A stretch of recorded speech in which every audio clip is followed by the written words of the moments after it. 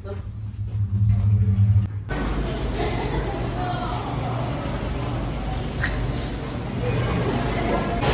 guys, so ayan, meron akong breakouts, but yan, okay lang yan, don't mind it because kakatapos ko lang naman mag-skincare.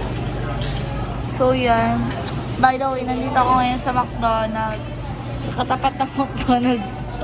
Hindi sa McDonald's, nasa Jollibee tayo ngayon, and for the eat ng person,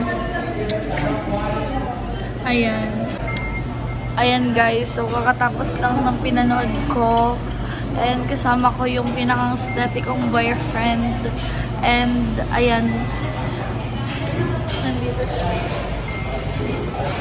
Nagagalit ako sa kanya guys currently because hindi niya makuha yung gusto kong picture. Nag-aaway na naman kami kasi gutom na ako, kanina pa ako walang kinain, and guess what?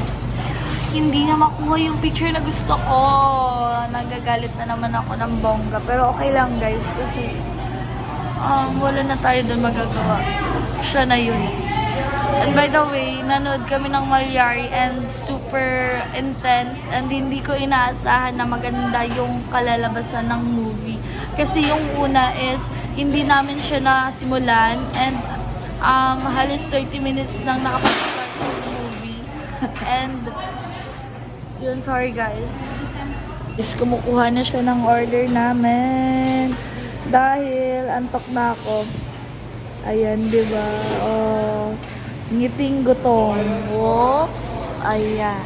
Here's our food. Ayan. So, diet ako talaga guys. Pero I need this because gutom na talaga ako. So, yan. Update ko kayo later. Bye!